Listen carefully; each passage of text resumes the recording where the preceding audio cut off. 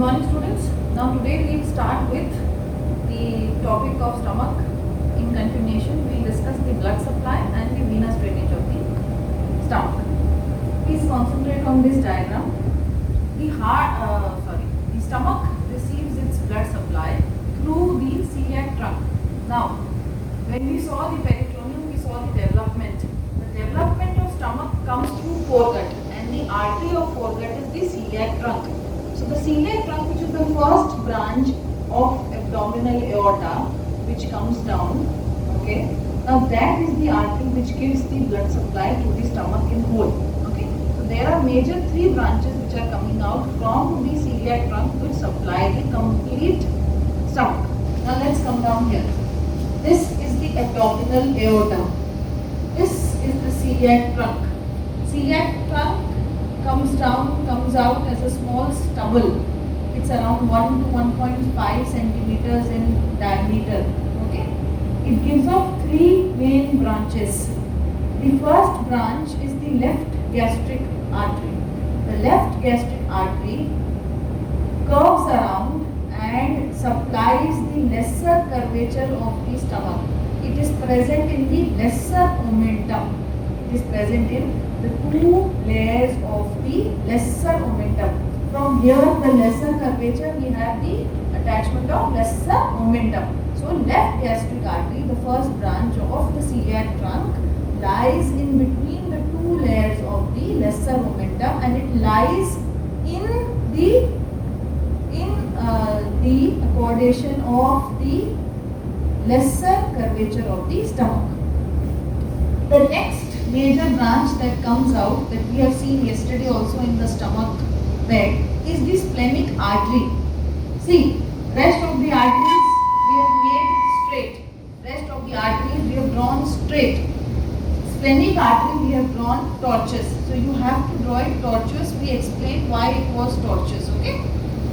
So this major branch, which is present in the posterior part, or that is in the stomach bed, on the posterior surface of the stomach, that is the splenic artery.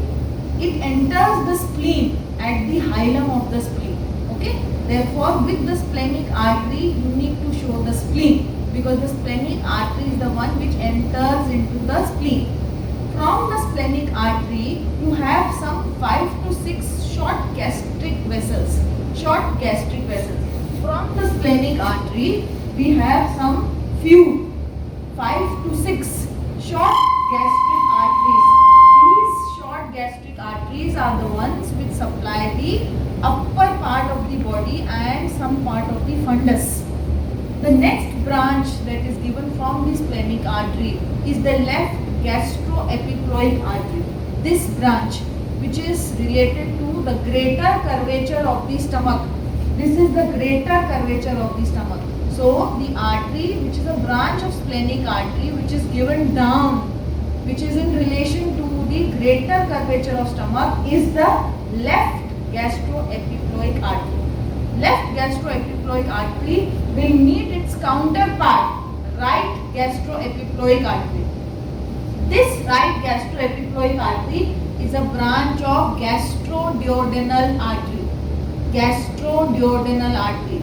So the right gastroepiploic artery is a branch of gastroduodenal artery, which in turn is the branch of common hepatic artery.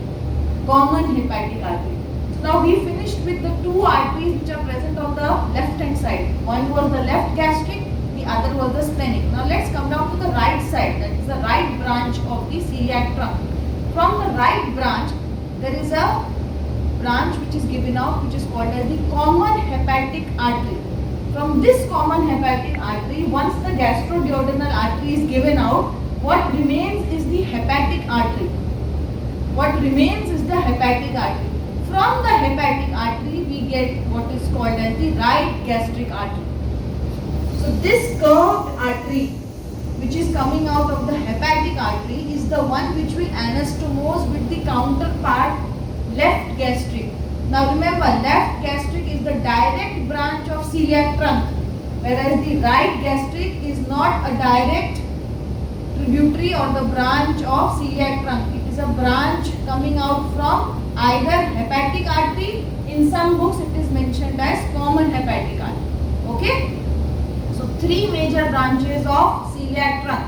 Two on the left side, left gastric, splenic. One on the right side, common hepatic.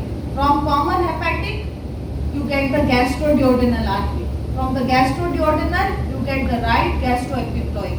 Once the gastroduodenal is given out, the common hepatic becomes the hepatic artery. From the hepatic artery, the curved artery that you get is called as the right gastric artery.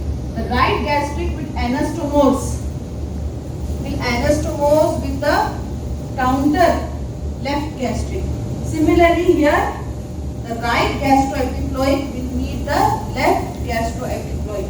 So in exams, usually MCQ questions are asked. What are the arteries related to the greater curvature of the stomach? So you have to write down the arteries related to the greater curvature of stomach. Right gastroepiploic, left gastroepiploic. Okay? What are the arteries which are related to the lesser curvature? What are the arteries? Left gastric and right gastric. Sometimes they may ask you which of them is a direct branch of the celiac trunk. So you should know that left gastric is the direct branch. Right gastric is either a branch of common hepatic or hepatic artery. So now let us finally label all of them. Okay? So starting from here, this is the celiac trunk.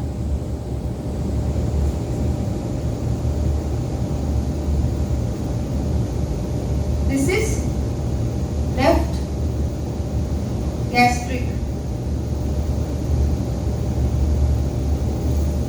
This is tortuous. I am writing down tortuous so that you remember.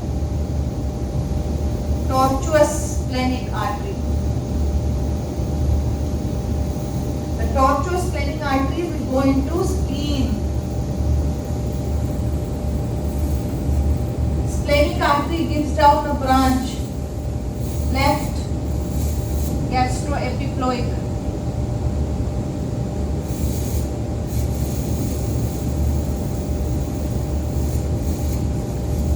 Splenic artery also gives around 5 to 6 short gastric arteries.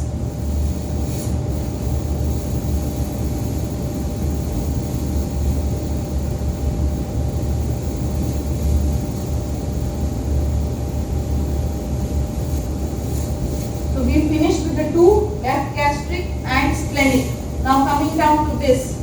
This is common hepatic.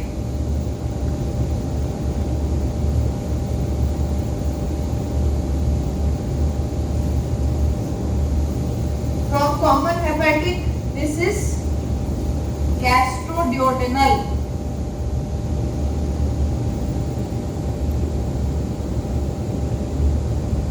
From gastroduodenal, right gastroepiploic.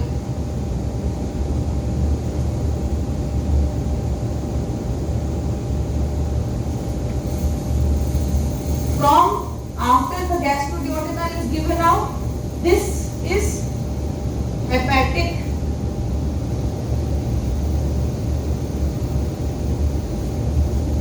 And the one which is coming down this side, right gastric. And this is celiac. And this is abdominal aorta. From abdominal aorta, celiac trunk. Celiac trunk gives three major branches, two on the left, one on the right. Two on the left gastric, splenic. Splenic gives short gastric.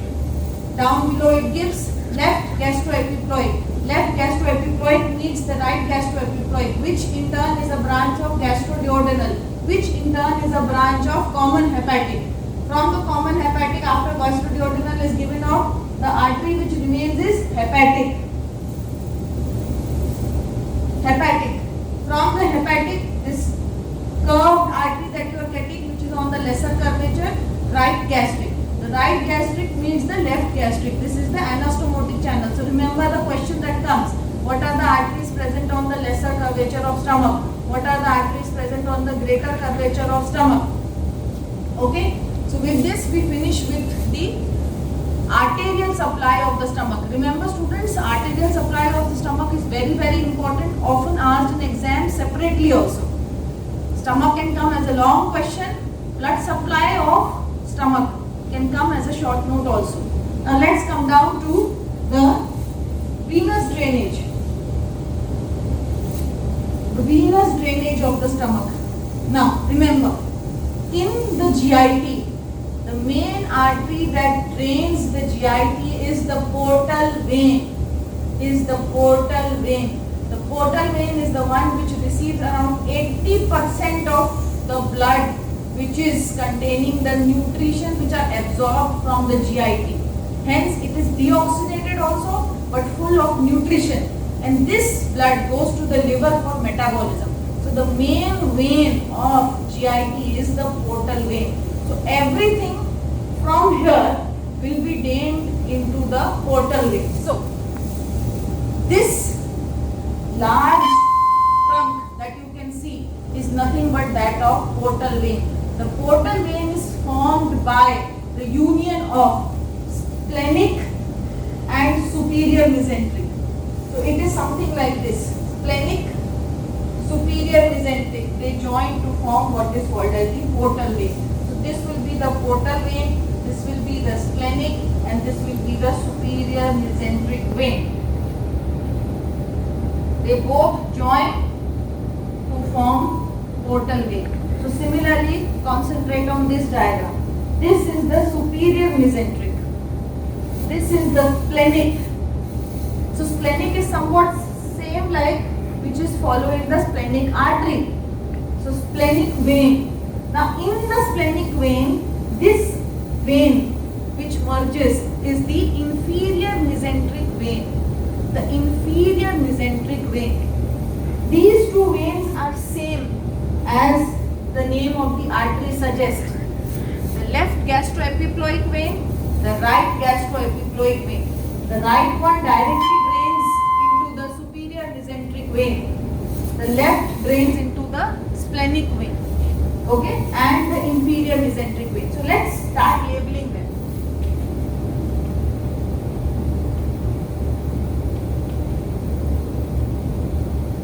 Splenic vein. Left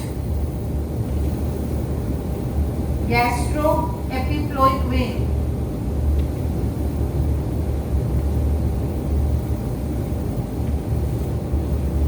Right gastroepiploic vein.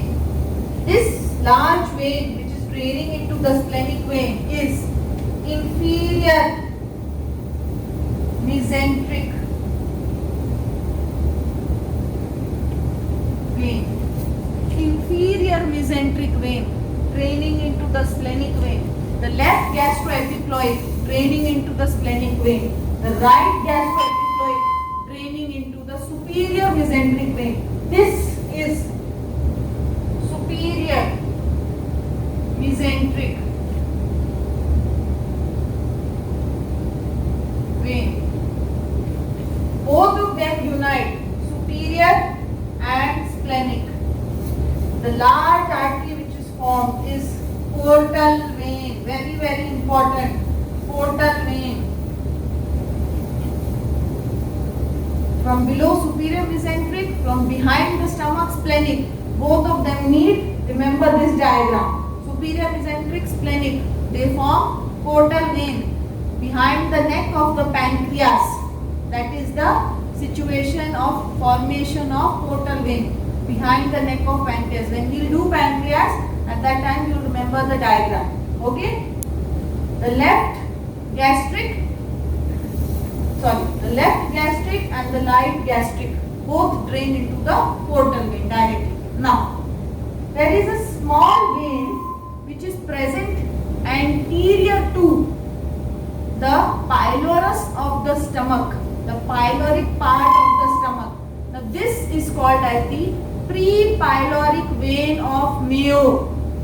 This connection between the right gastric and the right gastroepiploic vein, which is present in front of the pylorus of the stomach, is called as the pre-pyloric vein of stomach. the surgeons use this vein to identify the pyloric part of the stomach. The presence of pre-pyloric vein of Mayo is an anatomical landmark for the surgeons to identify the pyloric area of the stomach. So it is an important part. An important question can be asked in MCQ. What is the importance of pre-pyloric vein? And pre-pyloric vein is the one which connects the right gastric vein and the right gastroepiploic vein. So this is left gastric vein. This is the right gastric vein. Connecting the two, that is this vein we are talking about, which is present. You can see also in the diagram. It is in front of the pyloric area. This was the fundic area, this was the body, and this is the pyloric area. So pre-pyloric vein. It is very, very important. Please pay attention. Pre-pyloric vein.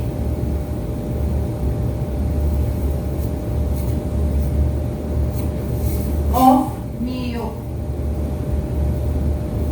Please remember this. Pre-pyloric vein of Mayo. The anatomical importance is it is present in front of the pylorus. Surgeons usually approach when they do a laparotomy. They approach the stomach and they identify this vein and they identify what part of stomach it is. Okay. So with this we finish with the arterial as well as the venous drainage of the stomach, and we finish with the blood supply of stomach.